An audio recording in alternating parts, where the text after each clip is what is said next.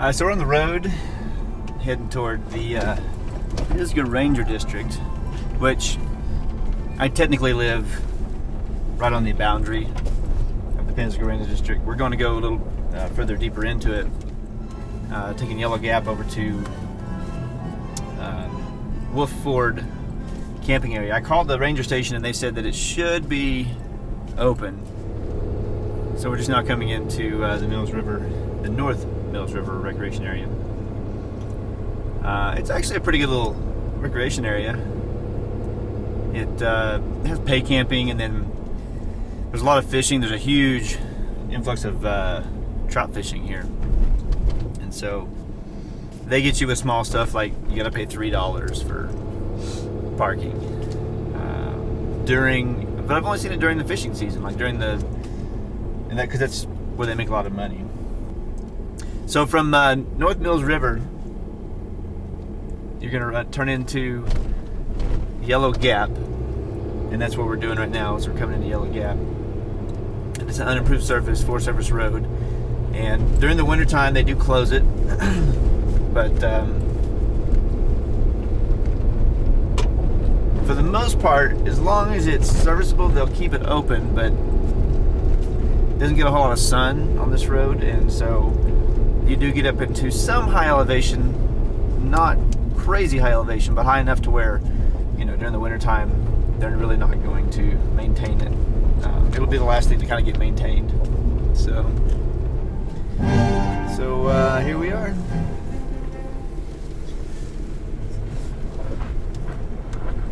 And they've got it closed.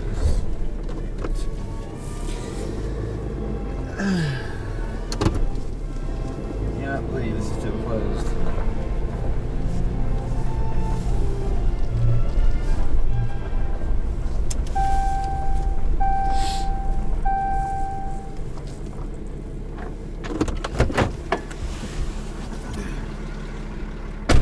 Well, I guess the ranger station does not go there.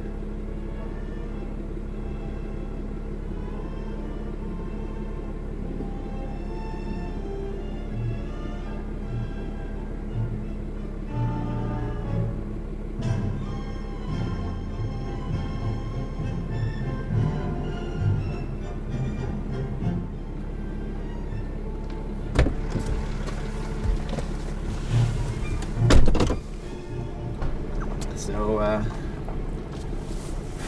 that's kind of interesting. It was an older gentleman with a whole bunch of older ladies. They were mountaineering or mountain something club, and they were out here doing a little hike. So we're gonna change our plans now, and we're gonna go to just on the other side of I can't remember the name of the road. It's 276 or something like that. And there's a spot that I think we can use, which hopefully it's available. There are several other spots, but they're all back that way where I can just pull off to the side of the road and not actually use the pad, but use just the parking. Yeah, but this is what it's about. It's part of the adventure. But usually once you get past, heading south on Yellow Gap, once you get past the Wolf Ford area there's not any, there's only one or two sites. And they're not conducive to car camping.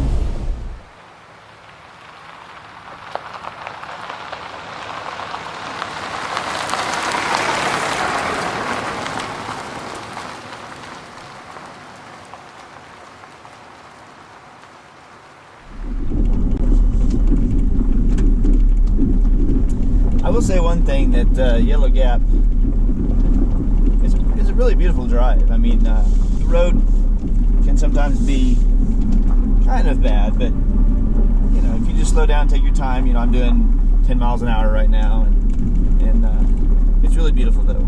It just kind of winds, up and down the mountainsides, and very soothing, and that's why we come out here, isn't it? I think. Maybe. So if you're not going to camp out here, I really highly recommend doing the Yellow Gap Drive in the Pisgah Ranger District. And you don't even need a four-wheel drive to do it. I'm in four-wheel drive just to keep me from kind of, when I get on some of those washboard, stuff when you're going uphill a little bit, to keep me from kind of slipping and sliding. But you don't need four-wheel drive. You can come enjoy this drive and the scenery in a Prius if you want to. I see Priuses out here all the time. I live right next to Asheville, North Carolina, the home of Prius. Not really, but there's a lot of Priuses in Asheville. So, yeah, there's no way that the video does this justice by any means, but the views are just beautiful as you're driving down Yellow Gap.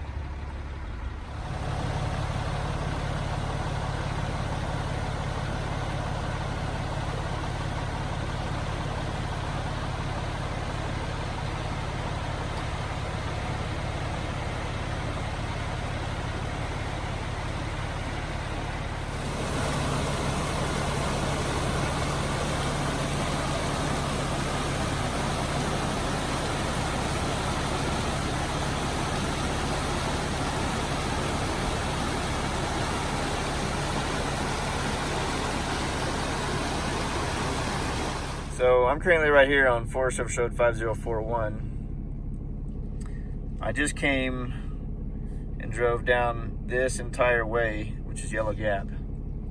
And then where I was trying to go is Wolf Ford. And whoops. So we were right there, and there's a gate right there that's normally not locked. And I called the Forest Service and they said it wasn't locked. And then right here is where the camping area is that I was going to be.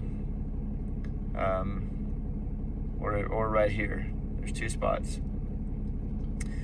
So now what I'm doing is I came down 276 and cut back on this other Forest Service road. And I have something, let's see what this says. I have something marked here. I think this is, I don't know what I have marked. I dropped a track here, and normally I labeled them, but I didn't label them for some reason on this one. So I'm going to try to find a spot in here on this route before it gets too late, because it's getting kind of dark. So I found a spot. It's right off of 5041. It's a little cut up, and there's another road that cuts up over here. It's blocked off, but what you do is you drive right into here, and there's a spot down there. I'm not going to camp down there. Obviously, I'm camping in my truck. So, I'm going to just camp here for the night. This'll do. So this is the spot. It's a fairly large little parking area. The campsite is actually right down there a ways, but obviously I'm camping on a vehicle. So we're on a bit of a grade here. I'm just going to get out my blocks, my chalks, put them right over here, and then I'm just going to back in right over here. Get myself level and get the scuttle out and get dinner going. So the way these work is you just unscrew the little carry handle. It comes right out.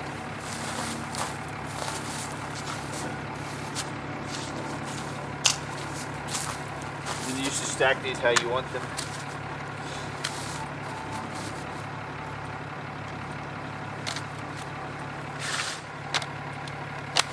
What I've done is just put a little ramp to where my will come up right here. Just line it up.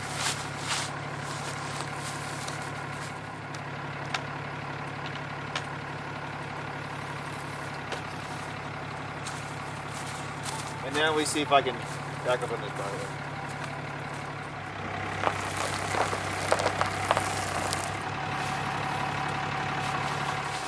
Now,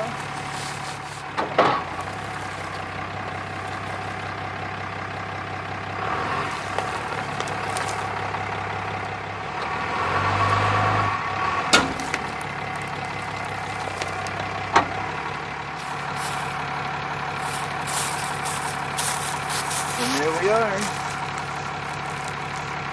We're not quite centered on this one, but we're close enough. You can see down there. And the other one is pretty much centered. And overall, the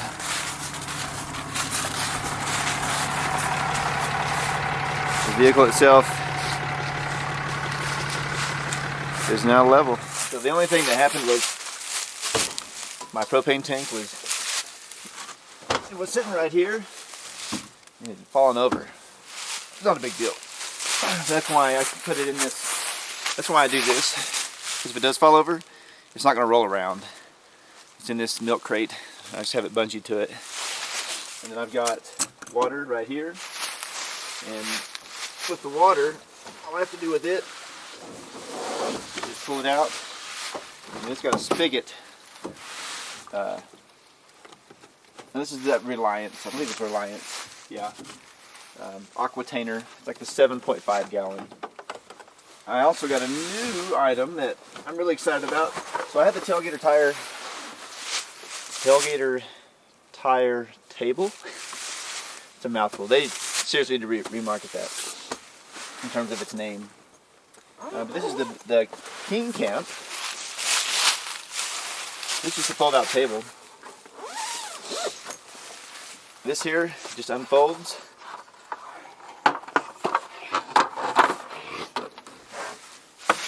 You just basically take these like this, like that, pop these up, lock them out, pop these up, lock them out. And the thing I like about this table is it's got the same design like the Batwing has, where you just rotate and lock them. So what you can do is, like right now I'm on uneven terrain, I can level out the table. I just have to kind of loosen these and it'll kind of self-level. So it's aluminum and the legs are a little, it's got a little wonkiness to it. The tabletop is quality. These legs could be stronger, but for what it is, it's folds up compact. It's lightweight and it's really user friendly. So all I did was just took this seat, one of my seats, folded it down. And I do have some stuff that would normally go on my Pioneer platform, but my Pioneer platform is not up. But it just sits right here. It's plugged into the lead acid battery, which is actually better according to the medic. And then it's just right there. So I step up on my Nerf bars here and get right into it. And if I want to open this all the way, all I do is just slide this out a hair. And then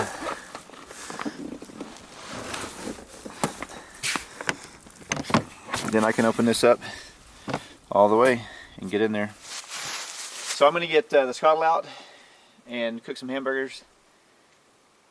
And maybe a hamburger and a hot dog and some chips, and get camp set up. And it's already pretty much set up. All I do is pull the scuttle out and then I'm cook and I'm done. I'm golden. That's what I like about this, is that there's not a whole lot of crap to pull out. There's not a whole lot of setting up to do. You open the back, you pull your scuttle out, set up your little table real quick. Got my water right here.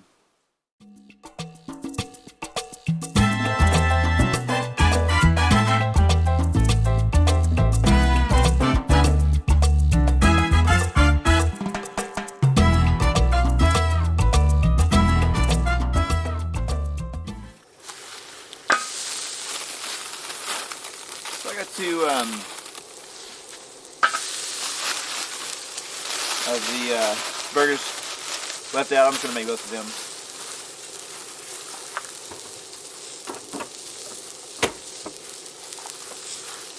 This is why it's nice having a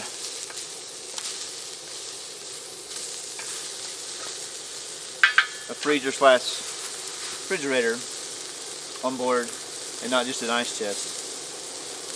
I mean, these have been in that freezer frozen for the last 3 weeks, 4 weeks.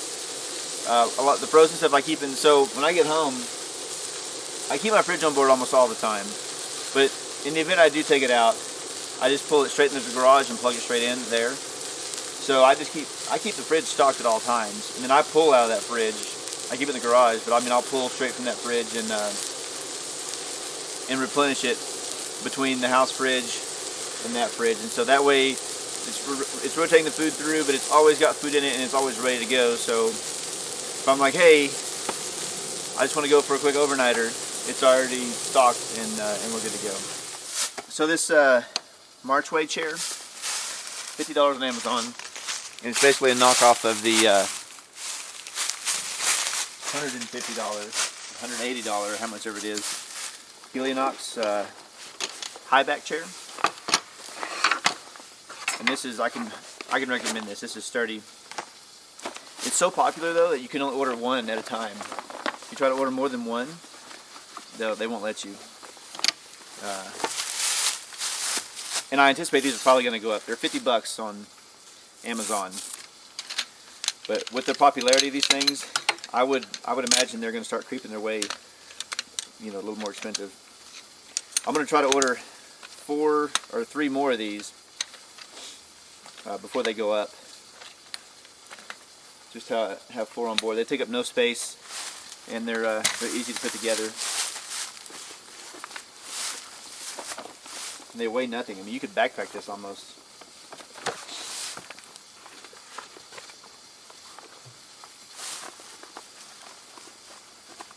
Our burgers are ready to be flipped over.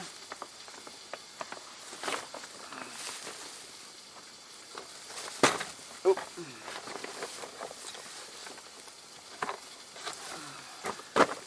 There we go.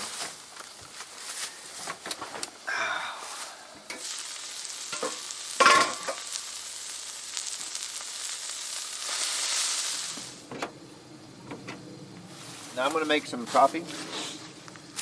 I can use the scuttle with my percolator, or I can pull the bottle, or the burner off and hook it to a propane bottle, and I have a base for it, the small ones. But really I found just the jet boil works the best, because all you're doing is boiling water, and so it'll boil it, in 30 seconds or whatever. So I just carry the jet boil. I do not recommend their coffee press. It sucks.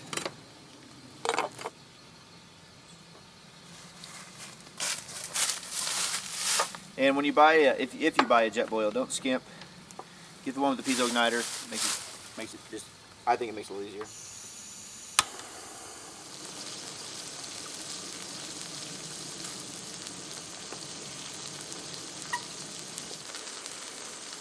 I can get it off here.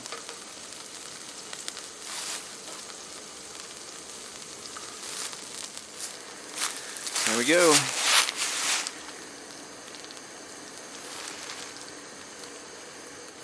Got a little pink in the middle, but not too bad. So I got the little red campfire set up. There's a lot of down leaves. It's semi-wet, but I just really don't want to build a wood fire right now, because you got to stay up and then watch it go out, and it's just more work that I want to put in. We have been getting some gusts of winds coming through. I'm parked underneath a big tree. It looks to be like a Quercus alba or a white oak. And it looks alive.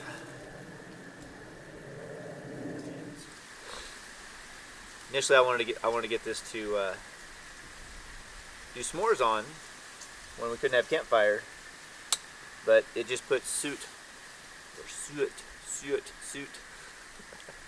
however you say it, all over your marshmallows. So, but still, just for the aesthetics, it's nice.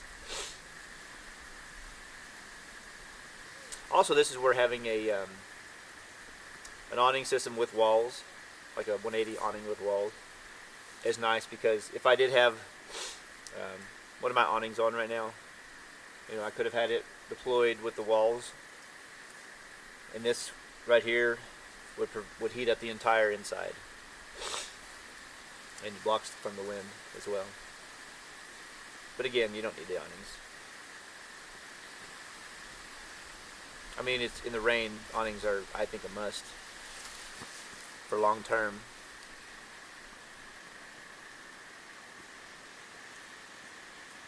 But you don't need anything. You just need a vehicle and the will to go adventure. And you can go out and you can do the overlanding thing. You don't have to have all the high-speed, low-drag stuff. We often get wrapped around the axles and all the pizzazz, you know. Before there was overlanding, there was car camping, and really it was pretty basic. There wasn't a whole lot of high-speed stuff, you know, in the United States anyways. But now with overlanding, it's just this huge, you know, run for the market of, and everyone, a lot of people feel like they have to have $100,000 vehicle, you know, to go overlanding. And that's not true. If you really want to get out here and explore and enjoy nature, you just go. You don't need the biggest and best. In fact, I would say that, you know, an old used vehicle would be the best thing to have, just because you tear it up, you know, it's not a big deal. You spend $100,000 on a vehicle, you know, when it starts getting pinstriped, little dings, it hurts. People say, "Wow, that's what it's for." I'm like, well, is it, or is it just to look pretty?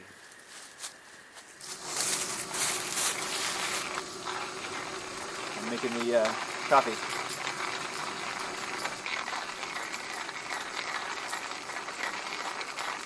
But all you do is you just you put the grinds down in there, and then it's grinding it down into there, and then this is how you adjust the size, which I need to make it smaller actually, because that was way too big. That's when I was using a percolator. I had it set to being really coarse.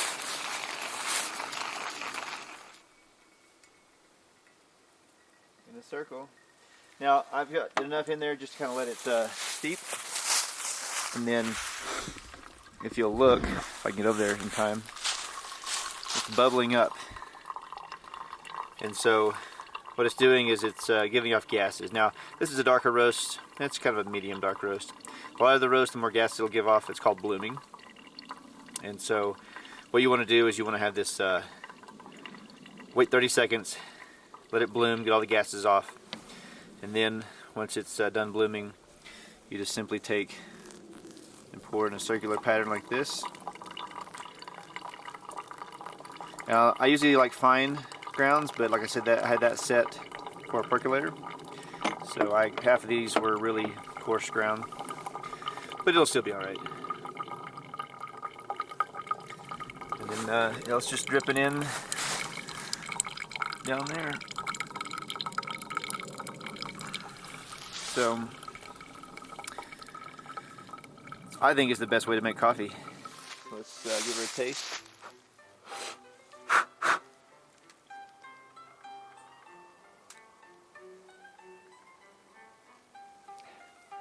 Yeah, she's not very strong.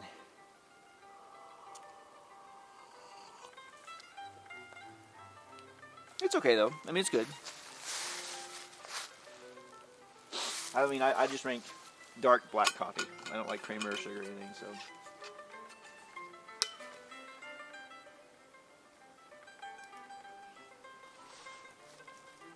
It's alright. Nothing to write home about, but it's good. So I'm in the cap, and so normally I would have just this lighting right here, which is the Eno hammock company. It's like for their hammocks or something. I just have it strung up in here, but I can control the light for the truck cab itself right there. It's designed to where it'll open. When I open the doors, it's got a little prop switch on it that turns it on and off. And I also have the Mr. Buddy heater in here. I'm going to try to move this camera around. It's on a tripod right now, so I don't have a whole lot of space to move it around. And then the door right here, I have it closed and I have a vice grip on it so that someone cannot open it from the outside. And so that's how I lock it. Over here I ran in the hose for the propane, and then also ran in the cables for the WeBoost, which has made a huge difference. So the Mr. Buddy is definitely working. It's warm in here. I don't have a thermometer, but my leg is getting warm. So the WeBoost has given me enough signal to watch YouTube. So I'm watching a Coyote Works episode while I'm out.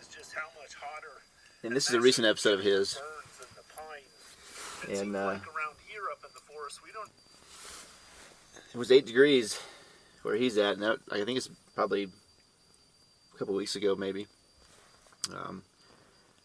It's going to be about 25, but not quite 8. I'm telling you what, right now it's probably 25, but I'm toasty because this heater is working great. I mean, it's got a little moisture in the line, and so you can probably hear you hear that? That's just moisture in the line. I could take the line off and blow it out or get it out, but I'm not going to sleep with this on. I've turned it off and on a couple of times. When you turn it off, it'll last, well, a good 30 minutes to an hour before it really starts kind of getting a good chill going. But when I go to bed for good, I'm just going to turn it off, and because inside the 0 degree bag, it'll be just fine. But yeah, I mean, this is a really nice, ideal setup. I'm very comfortable in here. I've got plenty of room in here.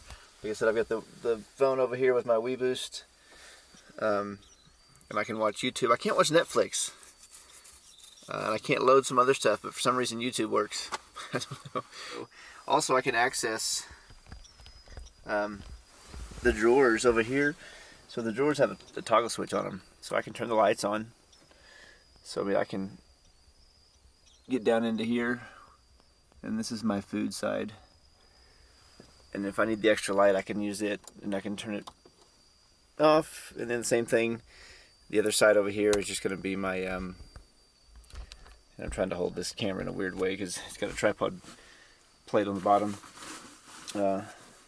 Over here is just all my gear, my camera gear and stuff like that. So I can get access to everything in the boxes while inside. Oh, one other thing I have right here. So I have a nice thing about this material that's inside these truck caps is it's like the hook portion of a hook and loop. I'm sorry, it's like the loop portion of a hook and loop.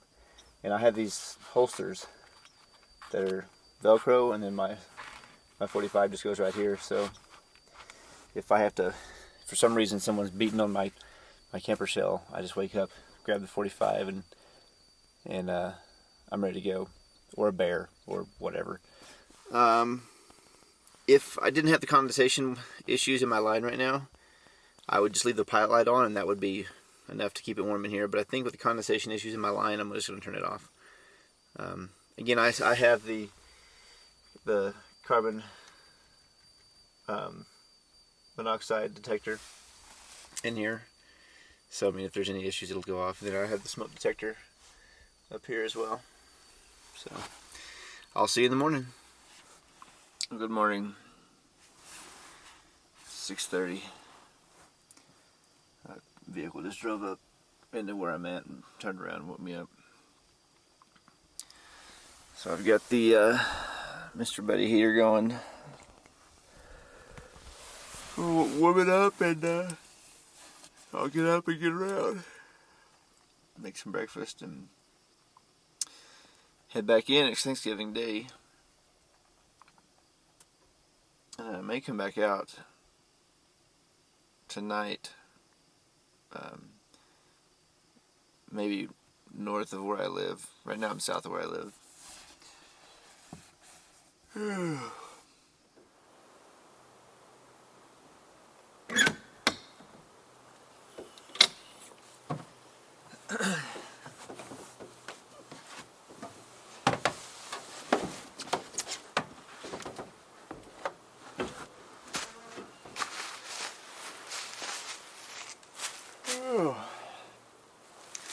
The sun's not quite out. It's sort of out. You can see it hitting the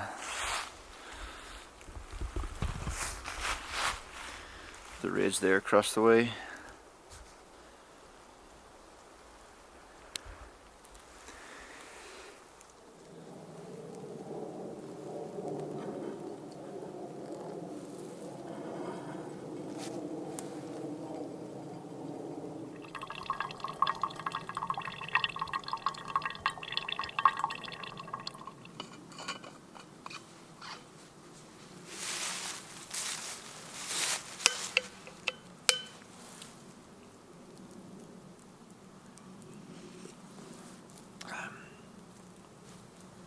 Still good. I can be a bit of a sort of a coffee snob, not really a full-fledged coffee snob, but close enough, I suppose.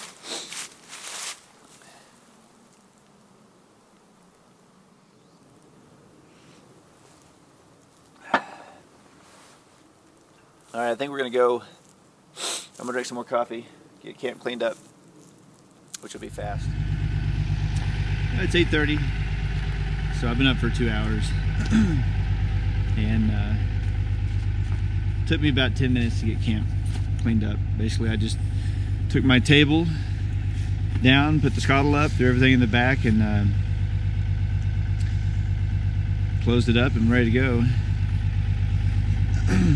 So there was some trash that was left by someone else that I picked up. So. And you should always do that. I mean, every time you come to a campsite, you should always look for trash. And leave it better than when you found it. Alright, we're gonna get on the road. So, Sliding Rock is right off the road. I figured we'd walk down and check it out. I doubt anyone's gonna be sliding down Sliding Rock.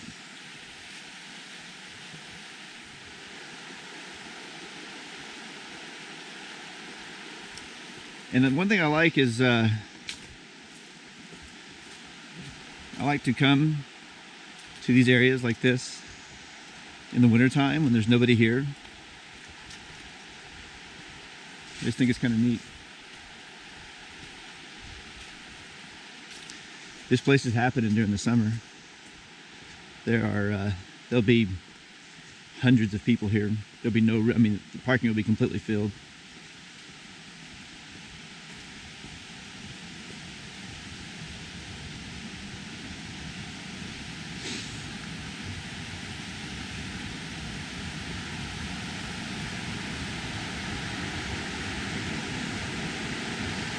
And here it is.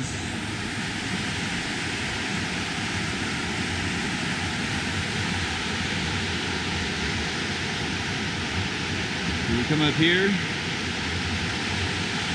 and you just slide down. Now you walk right back up over there where that railing's at.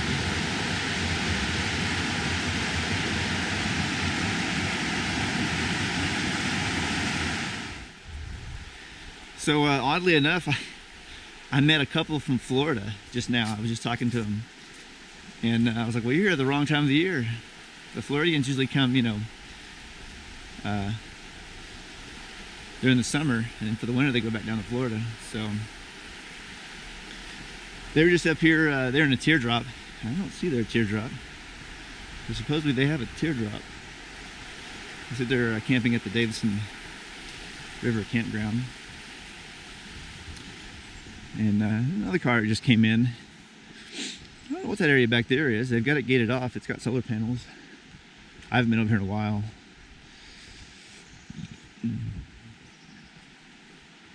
Oh, I guess that's their Honda right there. They must have left their teardrop back at the campground. Well, happy Thanksgiving. We're heading back. I was gonna go left right there and look around Looking Glass Rock, but there's also a little waterfall back there I was gonna check out, but because Thanksgiving got moved from dinner to lunch, I'm gonna head back. So get out and explore, and thanks for watching.